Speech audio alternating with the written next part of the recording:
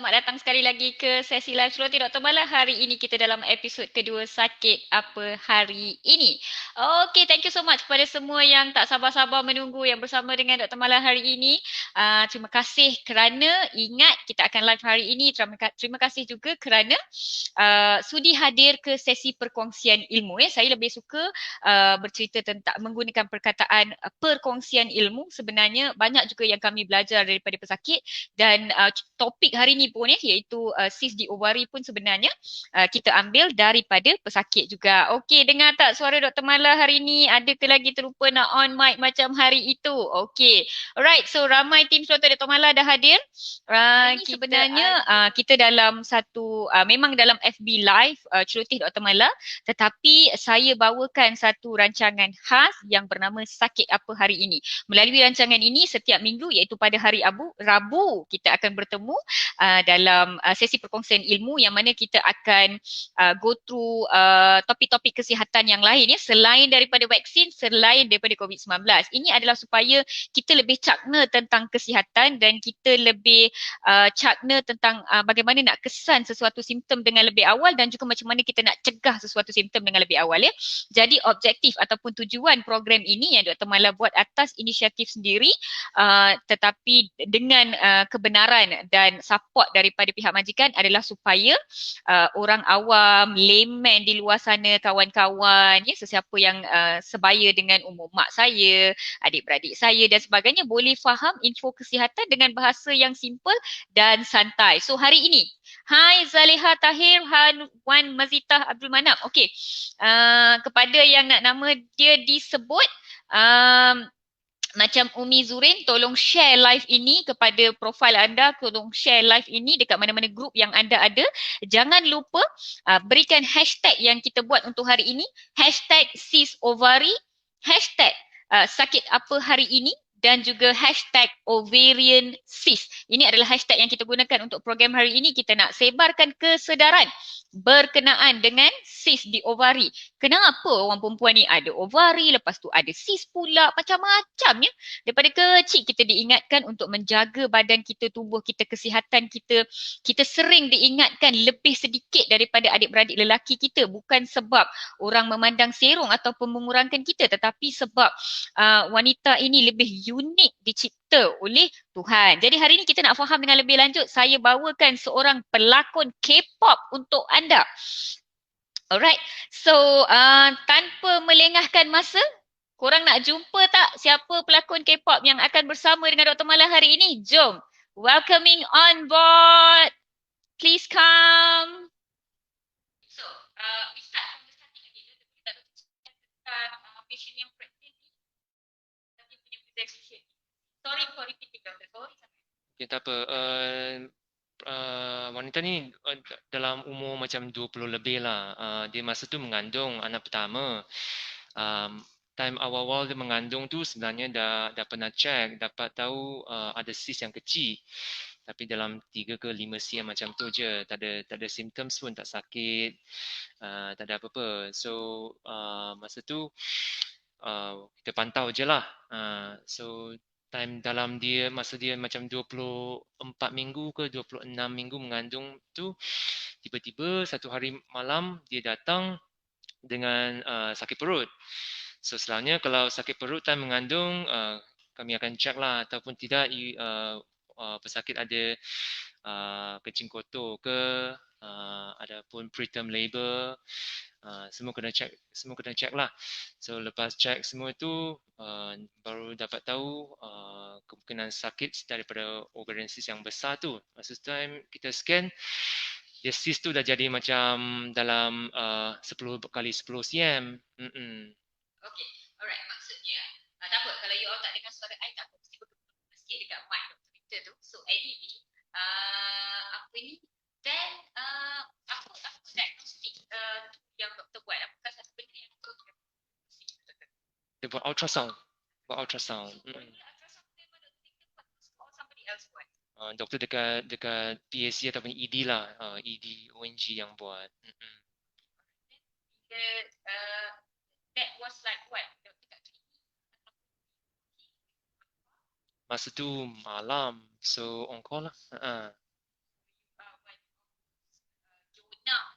boleh dapat diskon. Betul lah, agak jurnal sikit lah. Sebab jarang kan dapat kes yang macam tu. So Dr. ini because you said both in Australia before, Malaysia before, ini happen dekat Malaysia ke dekat luar negara? Ke Malaysia. Dekat Malaysia. So bila patient dia kan, so sekarang ni dia ada cyst 10 cm ni, macam mana doktor terangkan kepada dia? Oh, kena bagi tahu lah sebab cyst selalunya ramai wanita ada cyst tapi tak semua orang ada symptoms. Kalau dia ada symptoms ada berapa sebab lah. Dia number one dia terbelit, number two dia pecah ataupun number three dia mungkin berdarah kat dalam. So selalunya kalau sakit macam tu, you boleh mendapati keadaan ovarian cyst tu time buat surgery sahaja. So time masa tu kami rasa dia ada kemungkinan besar ada cyst tu terbelit lah. Ya, doktor terangkan cyst dia terbelit tu waktu dia datang waktu sakit tu, then you terus terangkan kepada patient and husband dia, betul tak? Betul. Lepas dapat cyst tu, lepas diagnosis tu, then kena terangkan kepada pesakit dengan suami dia lah. So maksudnya macam mana penerimaan patient tu? Adakah dia lebih takut dengan diri dia, dengan kesihatan dia, dengan perut dia sendiri, rahim dia sendiri, ataupun dia lebih risau dengan kandungan dia? How was the emotion, doktor? Selalunya macam tu, pada semua ibu-ibu mestilah yang paling bimbang adalah baby, sama juga untuk father. So tetapi time tu kami kena terangkan sikit lah, kalau cyst tu biarkan macam tu terbelit je, mak tu akan sakit. Lepas tu lama-lama mungkin kalau cyst tu terbelit terlalu lama, tisu akan mati. Lepas tu akan ada infection, jangkitan kuman. So yang semua tu kena terangkan kepada ibu-ibu dengan bapa lah, iaitu suami dia. At last kita buat keputusan untuk buat laparoscopic surgery untuk tengok cyst tu. Okay, maksudnya doktor cakap cyst ni terbelit, betul tak? Apa yang terbelit, doktor? Macam mana dia terbelit? Sebenarnya saya sebagai doktor pun there were times yang saya confused sangat. Apa yang terbelit ni sebenarnya? Okay. Angka macam tu, you guna satu tali, atas tali tu ada sebiji bola. So cyst tu macam boleh pusing-pusing ke atas tu. So lama-lama kalau pusing banyak kali dia akan macam terbelit lah. Okay, faham. So yang terbelit tu is the cyst ke ataupun something else, doktor? Cyst dengan fallopian tube. Sebab dia macam jiran je, dia dua orang tu, bukan dua orang tu, dua organ tu. Maksudnya fallopian tube tu dia macam tali lah kepada ovari dan cyst tu, macam tu ya, doktor? Ya. Okay, boleh tak ceritakan ataupun share dengan kita orang your experience of doing laparoscopic surgery ni untuk wanita yang mengandung ni? Agak interesting juga sebab dia punya uterus dah besar. So nak masuk masuk kamera tu tempat agak special sikit lah. So time tu buat juga operation tu tebuk 4 lubang kecil, macam 0.5 cm. And then berjayalah kami keluarkan cyst wall tu. Dia punya dinding cyst. Okay, maksudnya doktor still buat pembedahan ketika patient tu pregnant. Jadi ada tak apa-apa komplikasi terhadap bayi ataupun terhadap kandungan, risiko yang kandungan dia boleh terganggu dan sebagainya, ada tak, doktor? Selalunya kami bimbang aja kalau pesakit enter into preterm labor. Tapi nasib baiklah hari tu semua okey, operation pun tak lama sangat, sekejap je. So lepas tu tak ada complication yang banyak. Tapi cyst tu tumbuh balik agak laju jugalah. Oh, dia tumbuh balik. Boleh ceritakan tentang cyst dia yang tumbuh balik? Boleh. Cyst tu memang boleh tumbuh balik sebab kalau kami keluarkan dinding cyst sahaja, dia memang ada risiko dia akan tumbuh balik. Lagipun time mengandung ada rahim kat depan situ, dia memang akan block sikit view untuk ovarian cyst tu. So at last dia jadi balik lah, tapi masa tu baru macam 3-4 cm juga. Alright, kita ambil Q&A sedikit doktor daripada Raihan Rahim. Dia nak tanya apa beza cyst dengan fibroid doktor, kalau doktor boleh jelaskan secara simple. Boleh. Okay, alright. Boleh. Cyst, ovarian cyst tu, cyst dia kan ada kantung air ataupun kantung cecair dekat ovary. Fibroid tu muscle, dia otot, jadikan tumor yang benign dekat rahim, otot rahim. So tempatnya tak sama. Maksudnya beza ni adalah dia punya sel ataupun kandungan ataupun dia punya, dan juga dia punya lokasi ya doktor. Alright, okay. Salah satu another soalan daripada Nur Haji Osman, dia nak tanya severe dysmenorrhea ataupun sakit sembungkut yang teruk, adakah dia satu simptom berkenaan dengan cyst? Sakit sembungkut ni ada banyak kemungkinan. Kena check jugalah, sebab kadang-kadang kalau you ada endometriosis, itu sakit sangat agak teruk juga. So kalau cyst yang biasa selalunya dia tak ada symptoms. Tapi yang ni kena check lah, kena buat ultrasound tengok. Maksudnya saranan doktor kalau ada sakit sembungkut yang teruk, sakit period yang teruk, baik check, buat scan, jumpa doktor dan check, betul? Ya, betul. Okay, alright. Taking another question daripada Hafizah Saleh. Macam mana nak elakkan cyst tu dah membesar, dan saya nak tambah lagi satu soalan dari Twitter. Is it true yang kalau pregnant, bila pregnant you ada cyst, dia membesar dengan lebih cepat? Is that actually norm yang kita faham? Ini kena tengok jenis cyst tu. Kalau sekiranya endometrioma, endometrioma maksudnya cyst yang ada macam benda yang coklat-coklat kat dalam tu, dia jarang akan membesar. Tapi memang kena tengok nature of the cyst, bukannya semua akan membesar.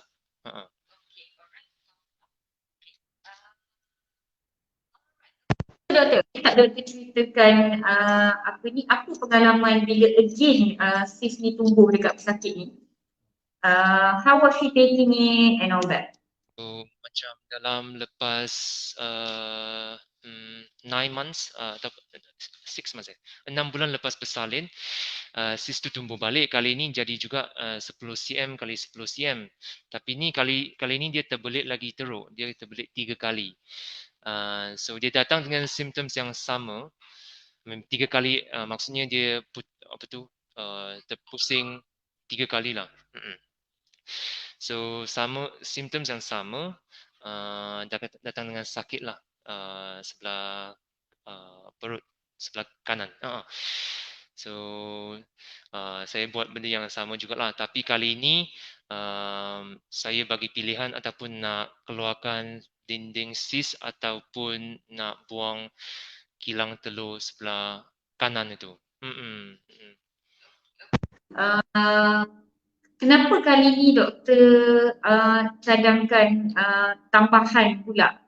Kita nak kata macam waktu pregnant tu doktor kata memang buang cyst sahajalah kan. Tapi sekarang doktor kata doktor ada saranan lain, option treatment yang lain. Jadi apa logik dia doktor? Sebab dia punya recurrence, dia jadi balik terlalu laju. Dalam tempoh macam 12 bulan dia dah jadi balik.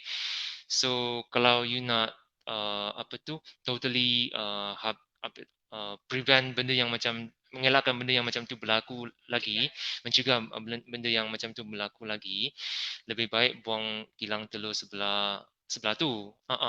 So tapi yang ni susah sikit sebab you kena bincang dengan suami, kena bincang dengan pesakit juga. So at last pesakit buat keputusan nak buang kilang telur sebelah yang affected tu lah, yang terbelit tu. Maksudnya doktor buang cyst dan ovari sekali, dia boleh bersalin ke doktor lepas tu? Dia boleh mengandung ke lepas tu? Boleh. Kita ni ada 2 ovary. Bukan saya lah, wanita ada 2 ovary lah ya. So 2 ovary, 2 fallopian tube. Kalau ikut studies memang tak ada efek pada live birth rate ke pregnancy rate. Sama je. Patient ni dia setujulah nak buang ovary dan cyst tu sekali, tapi bila dia membesar banyak-banyak kali macam ni kan doktor, apa risiko dia, apa benda-benda lain yang dia mungkin boleh ada dan sebagainya, ada tak macam tu doktor? Ada, kalau cyst selalu jadi balik, you takut juga dia akan jadi kanser. So selalunya kami ada cara lah untuk assess ataupun tidak berapa tinggi risiko cyst tu adalah cyst yang kanser, sebab operation untuk ovarian cyst yang ada kanser tak sama dengan operation yang biasa. Doktor, one question, mana lagi bahaya, fibroid ke cyst? Please answer this golden question. Which one is more dangerous, huh? Fibroid. Ini fibroid ke cyst, ini kena tak boleh cakap macam tu. Dua-dua pun ada symptoms dia. Fibroid tengok tempat. Kalau fibroid tu duduk dekat dalam dinding rahim tu, dia boleh buatkan you haid bulan tu memang teruk. Tapi cyst tu selalunya dia tak ada symptoms tau. Only 1 in 1,000 times you ada symptoms. Okay, this is phase. Ini adalah satu ayat biasa doktor, kalau kami wanita ni macam ada cyst ke, ada fibroid ke, rambut ke, selalu dikaitkan dengan pemakanan. You ni lah tak makan itu, tak makan ini, tak minum air and what not. So cyst, fibroid, adakah disebabkan oleh pemakanan seseorang? Berapa banyak ia memberi kesan sebenarnya doktor? Setakat ni tak ada je evidence yang sangat kuat untuk suggest makanan ada apa berkaitan dengan ovarian cyst. Selalunya ovarian cyst ada banyak sebab. Kalau macam tiap-tiap bulan sebenarnya semua wanita pun akan keluarkan cyst kecil. Kita panggil benda tu follicular cyst. Cyst yang lain macam kalau endometriosis, dermoid cyst yang jenis yang ada rambut, ada gigi, semua tu dia selalunya sebab genetik kot. So ada pelbagai punca dia. Thank you sebab bagi tahu kan pemakanan, sebab ramai wanita yang rasa pemakanan dia. Jadi kalau nak suruh dia kecil ataupun menghalang dia menjadi kecil pun tak ada kaitan lah dengan pemakanan kan doktor. It's more of like memang hormonal and growth of the cyst itself. Betul tak doktor? Yeah. Okay, alright. So again, kami teringin sangat nak tahu ketumbuhan ni 10 cm. Tapi doktor kata doktor keluarkan melalui pembedahan laparoskopik dengan parut 2 cm. Boleh tak doktor sharekan sikit dengan kita orang tentang pembedahan laparoskopik ni?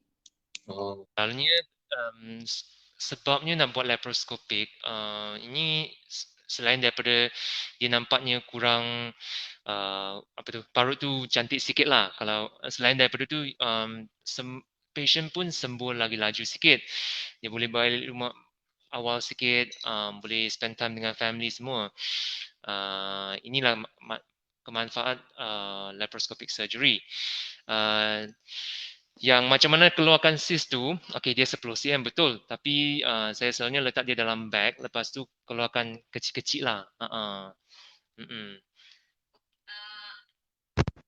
Keluarkan dalam bag. Okey, macam ni. Doktor, boleh tak kita share video clipping daripada intra-operational punya suasana ataupun suasana di dalam Dewan Bedah untuk kita orang semua lebih faham cyst ini dikeluarkan melalui pembedahan secara laparoskopik dan juga apa maksud pembedahan laparoskopik, apa kelebihan dia, apa kekurangan dia dan sebagainya. Thank you so much sebab tengok video yang kami tujukan khas buat semua penonton hari ini, khas buat semua tim Floti Dr. Mala dan khas kepada semua yang join Sakit Apa Hari Ini episode 2 Twisted Ovarian Cyst ataupun cyst di ovari terbelit. Okey, kita nak masuk lagi dalam topik ini. Sebelum itu saya nak bagi tahu you all, Dr.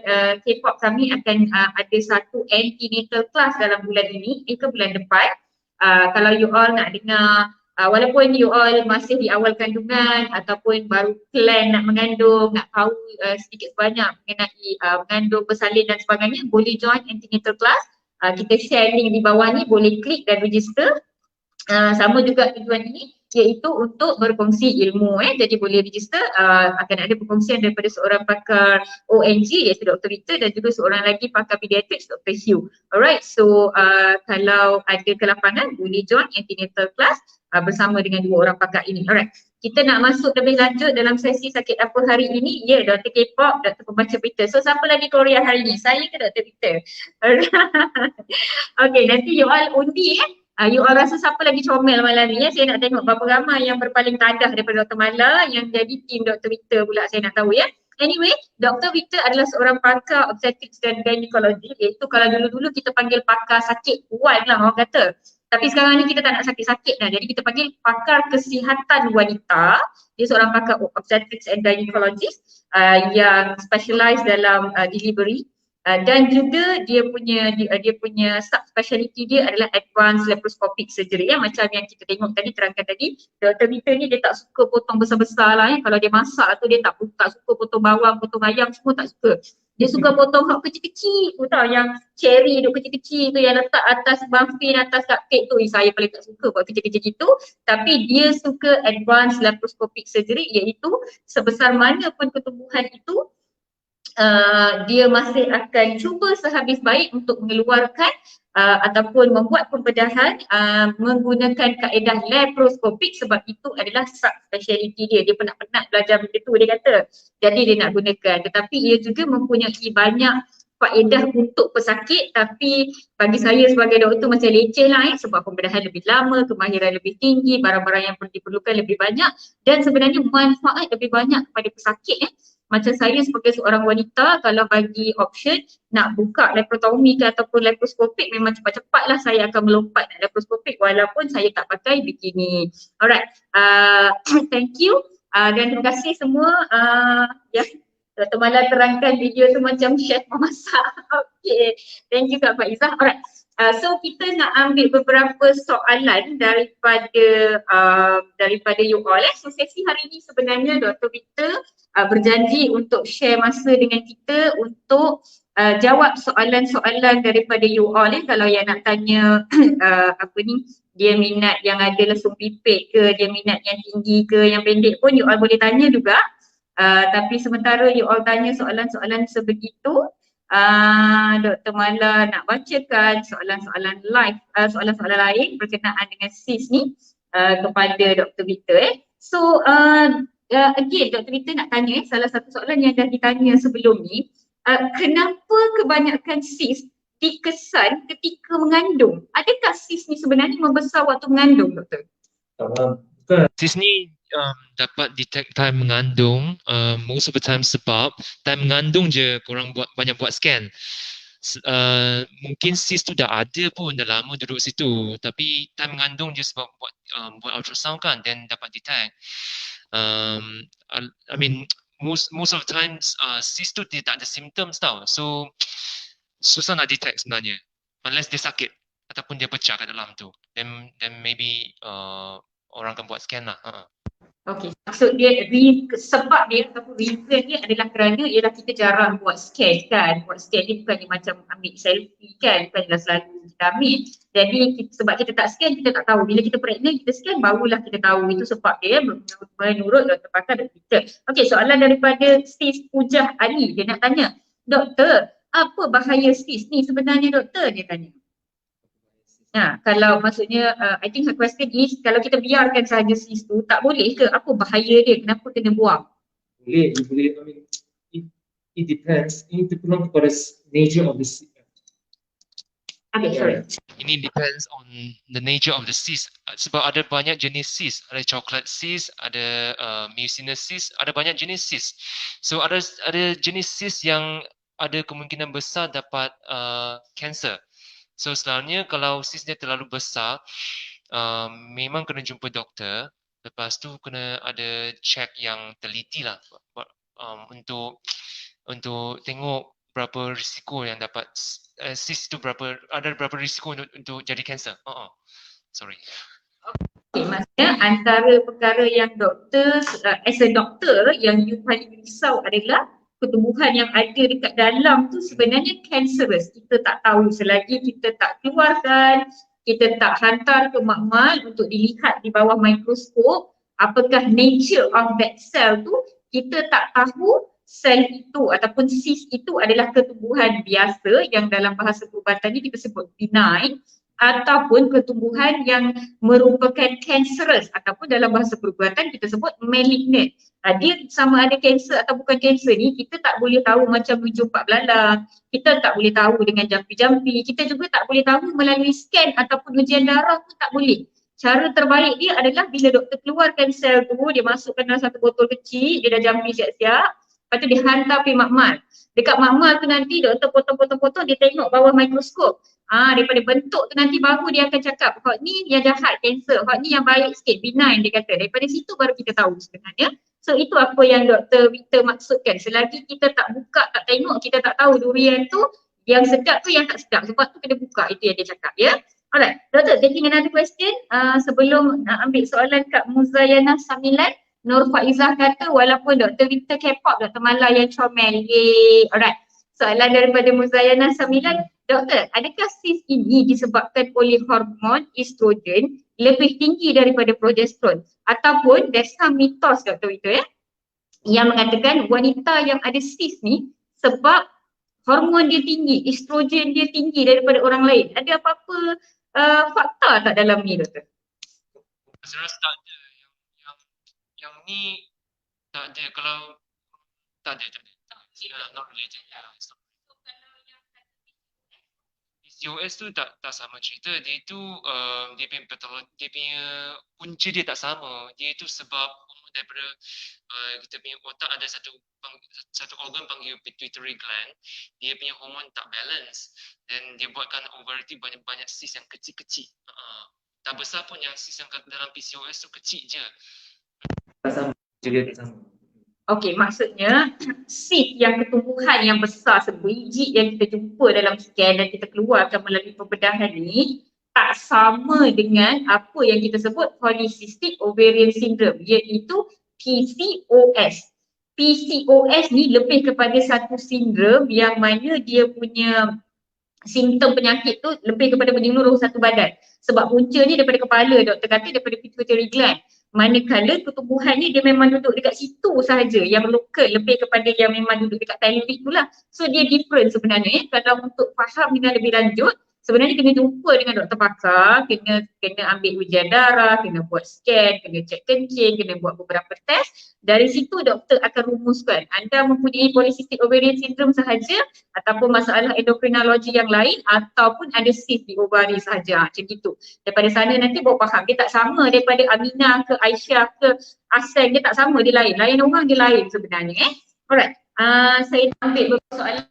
Doktor, Ima Ita bertanya, cyst ni ada ubat ke? Actually very common doktor, especially dekat ED kan, bila kita explain and then I tell them I have to refer you to the gynae specialist, you might need operation. Famous question, tak boleh ke saya makan ubat nak cairkan cyst ni? Tak boleh ke minum jus pegaga? Tak boleh ke saya nak makan macam-macam lah, cengkeh or whatever? Their question is, can't we give them a tablet dan cairkan benda tu? You can't. There's no. When you can't, there's no way that you can use medications to reduce the cyst. Right. It's not like fibroids. So, okay. Alright. Okay. Beberapa soalan. Lisa Ali, macam mana nak tahu seseorang tu ada cyst ke tidak? Ada tak ujian yang boleh buat dekat hospital? Apa nama ujian tu? Saya tolong jawabkan. Sebenarnya satu-satunya ujian yang boleh tahu anda ada cyst atau tidak adalah ultrasound. Ya, dan ultrasound ni dia punya uniknya, contohnya lain, saya scan, saya kata cyst tu 4 cm. Tiba-tiba Dr. Victor datang, dia piat telinga saya, dia kata malah dah 10 cm dah cyst tu. Walaupun pada waktu yang sama, sebab kita panggil operator dependent. Dia bila orang tu buat, dia yang putar-putar, dia tengok, jadi lagi pakar, lagi tepat dia punya finding dia, lagi betul, lagi selalu mereka buat, lagi mereka pandai, lagi lama tinggal, lagi dah tak reti dah. So cara terbaik adalah ultrasound, dan kalau boleh dapatkan ultrasound daripada pusat ataupun tempat yang sesuai ya. Okay, again banyak cyst when pregnancy line. This is very frustrating doktor ya, macam yang Zura kata. Doktor, kenapa cyst boleh berulang kali banyak kali? Dengan cyst dah jadi trauma dah. I think dia pernah ada recurrent cyst. What's your advice? What's your tips untuk orang yang ada cyst berulang-ulang? Yang ni sebab yang cyst ni berulang sebab mungkin sebelum ni buat operation tu dia punya dinding cyst tu tertinggal sikit. So kalau tertinggal sikit dia memang akan jadi balik. Lagipun you kena tengok cyst tu cyst jenis yang apa. So kadang-kadang kalau cyst jenis yang endometrioma itu memang senang jadi balik. So ini memang kena tengok dia punya histologi tu apa. Yang lepas dia baca bawa apa tu mikroskop tu, ada jenis cyst yang memang dia risiko untuk jadi balik tu tinggi. So jenis risiko cyst yang it's easier untuk jadi balik ni, is there a different treatment yang doktor akan advise? No, depends on the size of the cyst. Depends on the size of the cyst and any symptoms. It's a process. Management, yes, yeah. So lain cyst, orang lain cyst, lain cara, lain saranan rawatan dia. Okay, taking a question daripada Shah Ngau Kabri. Actually saya tak reti macam nak sebut nama dia, saya rasa follower daripada Sabah. Soalan dia, this is also selalu kita dengar dalam community kita, adakah seseorang itu mengalami masalah kesuburan, difficulty in getting pregnant, disebabkan oleh ovarian cyst, dan kalau ada ovarian cyst, will it affect the fertility? Adakah kesuburan akan terganggu jika wanita itu ada cyst di ovari? Yeah. It will affect the pregnancy to a certain extent, especially in cases of polycystic ovarian syndrome. Also, if the cyst is too big, then kadang-kadang kalau cyst itu terlalu besar, then cortex ovary itu mungkin akan terjejas lah, dan quality telur tu, quality ovum tu mungkin tak baik, dan indirectly or directly chances of fertility will be lower. Yeah. Okay, another question daripada Lovely Empire, very lovely name. I think it's a female. Dia kata she had a cyst 8 cm. Lepas doktor kata, lepas operate tu potensi untuk hamil balik sangat tipis. Is it true doktor? I think mungkin she went through oophorectomy, itu buang ovari satu belah. Jadi bila dah buat pembedahan sama ada cyst macam ni ataupun pembedahan buang ovari, adakah dia mengacau kesuburan?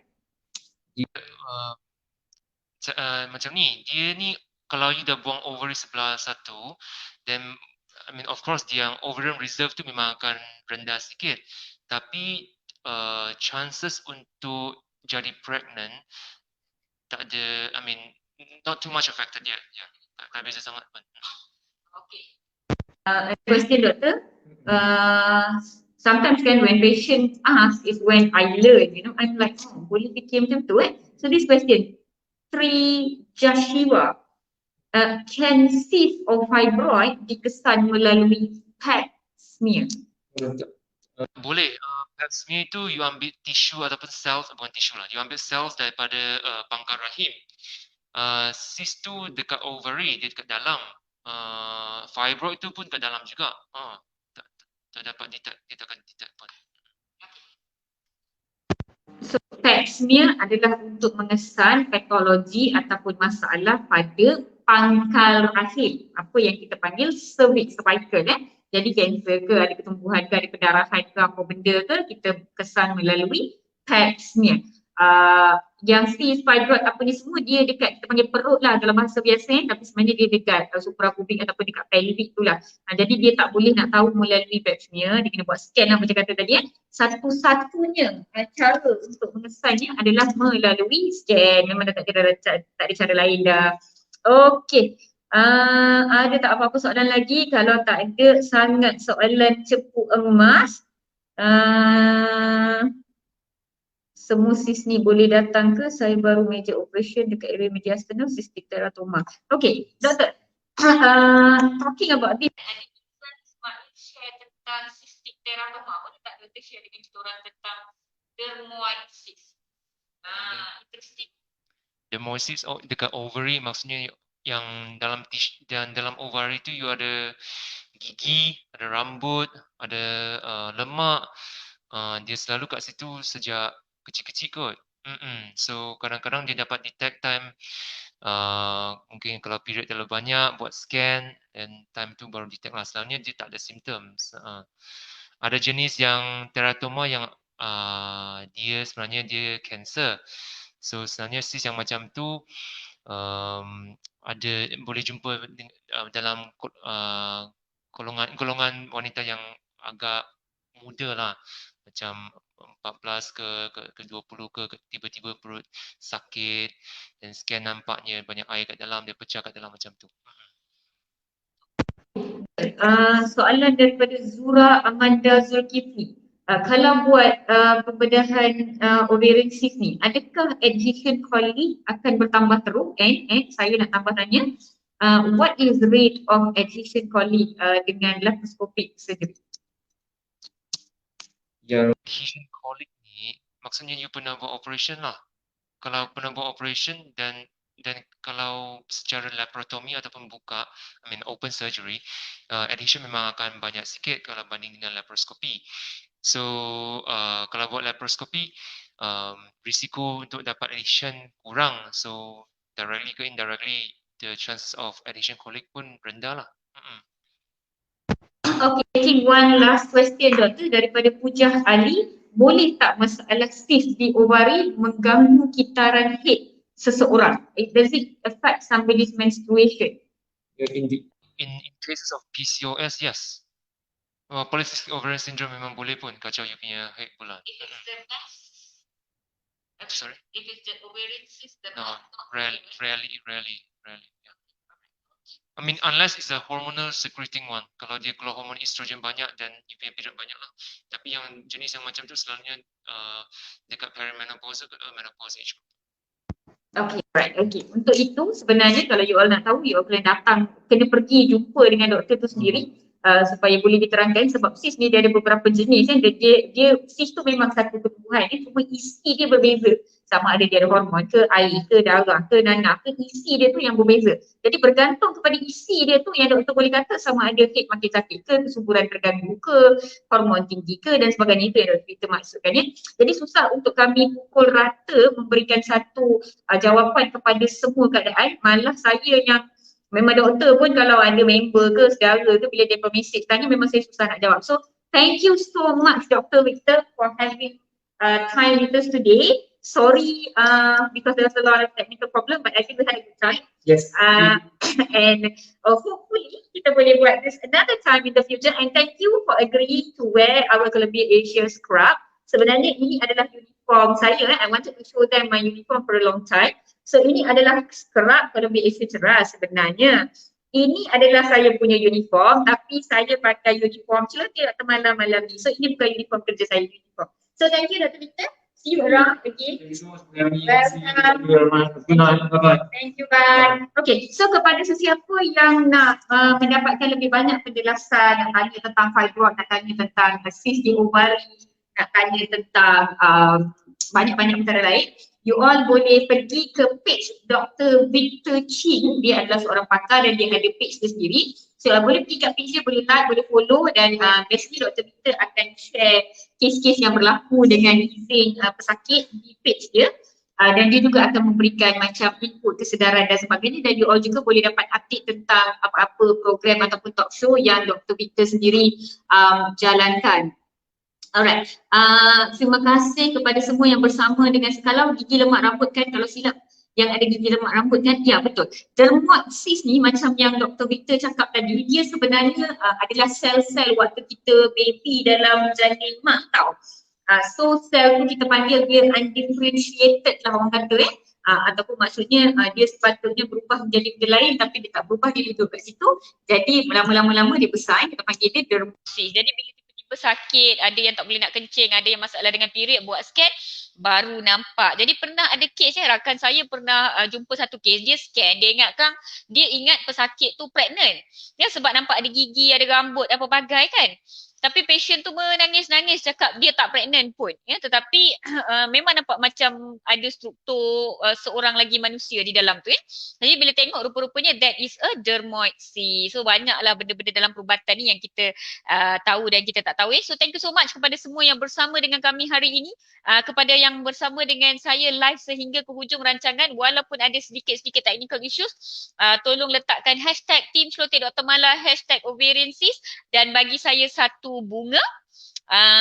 Bunga ros ke, bunga mawar ke, bunga mawar dengan ros sama lah kan, bunga matahari ke, any bunga, supaya saya tahu siapa yang tengok dengan saya sampai ke hujung rancangan. So terima kasih semua. Hopefully kita akan jumpa setiap hari Rabu pada pukul 9.30 malam di tempat yang sama, iaitu di page Celoteh Dr. Mala, live di sini, dan kemudian baru kita akan upload dekat tempat-tempat lain seperti Instagram, YouTube dan lain-lain lagi. So dekat Facebook ni memang eksklusif live untuk you all ya. Jadi sesiapa yang nak update, you all boleh bagi cadangan topik apa yang you all nak kita bincangkan minggu depan. Nak topik kesihatan wanita juga ke, nak tahu pasal tulang ke, nak tahu pasal mata ke, nak tahu pasal telinga, hidung ke, tonsil ke apa ke, you all boleh bagi cadangan dekat ruang komen.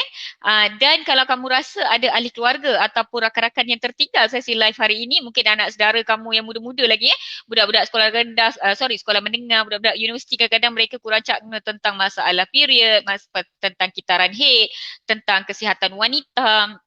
Jadi boleh tag mereka supaya mereka pun dapat manfaat daripada sesi perkongsian ilmu ini. So thank you so much daripada tim Celoteh Dr. Mala. Terima kasih banyak-banyak kepada majikan saya Columbia Asia Hospital Ceras kerana membenarkan dan support program ini berlangsung hanya untuk memberi kesedaran kepada anda semua di luar sana. Terima kasih kepada Dr. Victor kerana bersama dengan kita hari ini. Dia tengah nak sambung kerja tu. So thank you so much kepada you all, dan kita akan jumpa lagi dalam satu sesi live yang akan datang yang saya akan umumkan. Take care, stay safe, stay healthy. Good night everybody from Celoteh Dr. Mala and team. Bye.